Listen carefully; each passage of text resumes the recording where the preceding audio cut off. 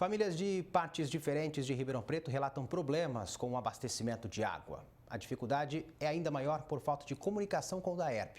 A solução tem sido procurar a justiça. Vários dias com a torneira seca, um impacto na vida de mais de 800 famílias deste condomínio na zona leste de Ribeirão. O problema já somava protocolos de reclamação quando o jeito foi acionar a justiça. Já estava insustentável. Tivemos que lançar a mão de uma medida de urgência para que houvesse o imediato restabelecimento. Até porque, naquela ocasião, não havia informações de falta de água na região. A origem do problema foi encontrada no mesmo dia. Era um entupimento, mas a felicidade durou pouco e ainda falta água. O manômetro, que é esse equipamento que mede a pressão da água que entra no condomínio, deveria marcar 30, mas ele mal se mexe. Agora eles alegam que o problema é interno, só que o nosso manômetro de água está zerado, né, de pressão, e não entra mais água no condomínio.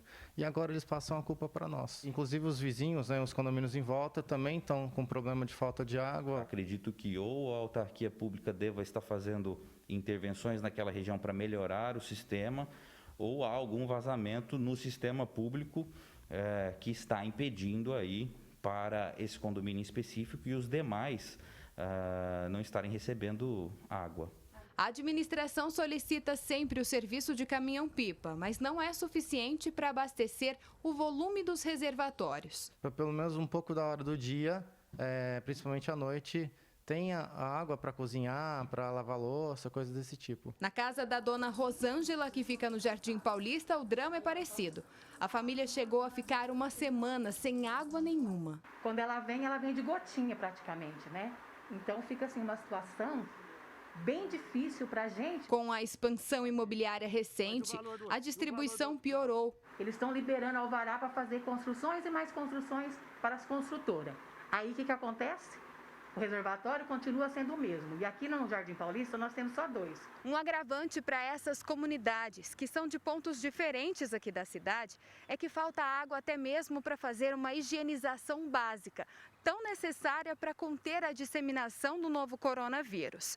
Na qualidade de clientes do DAERP, esse pessoal tem dificuldade até mesmo para solucionar os problemas através dos canais de comunicação. Com essa pandemia, a gente com idoso em casa, essa poeira e essa água vem e não tem força para subir na caixa. E as pessoas ficam estressadas, algumas acham que é culpa do condomínio, outras entendem, ligam no DAERP e sempre a mesma coisa, que tem uma equipe resolvendo ou dizem que o problema é interno no condomínio. O advogado que iniciou na justiça o processo do condomínio reforça que essa foi a última das opções. Procurar, num primeiro momento, a própria autarquia, deixar a judicialização do conflito como última opção mesmo, já que existem outras para se tentar resolver o problema. Thaís Mantoani para o Jornal da Clube. Questionado pela reportagem, o Departamento de Água e Esgoto de Ribeirão Preto respondeu que a situação do abastecimento no condomínio foi normalizada. Quanto ao Jardim Paulista, informou que equipes estão trabalhando há semanas para sanar o problema. Agora ao vivo, Thaisa Pinheiro traz mais informações. Thaisa. Rafael, a gente vê que é uma situação realmente delicada, né? Ainda mais no tempo que a gente está vivendo, tempo de pandemia. Mas sobre esse assunto a gente vai conversar um pouquinho agora com o advogado Paulo Henrique Marques de Oliveira. Bom, a gente ouviu no relato da reportagem, doutor, que a tentativa de resolver os problemas pelo canal de comunicação do DAERP é sem sucesso. Buscar a justiça parece ser a única opção dos moradores? Boa tarde. Boa tarde. Que pena que tem que ser assim, né? Que pena que os moradores tenham que sempre que passar por esse calvário de reclamações, protocolos, até que uma hora não aguentam mais e tem que buscar o judiciário. E que pena que tem que ser dessa forma, porque só através do judiciário, com uma imposição de uma medida judicial, com imposição de multa, é que parece que o órgão se movimenta. A gente viu que mais de 800 famílias enfrentaram semanas com as torneiras secas, né, e o problema nunca era resolvido. Com a decisão da Justiça, o DAERP encontrou a solução no mesmo dia. Ou seja, falta um pouco de vontade? Falta vontade e falta respeito ao morador, né? Porque se o problema existia, aqueles protocolos todos que foram feitos não foram feitos a esmo, existia um problema. E o problema era de fácil resolução, tanto que foi realizado o reparo em 24 horas. Quer dizer, falta respeito ao morador.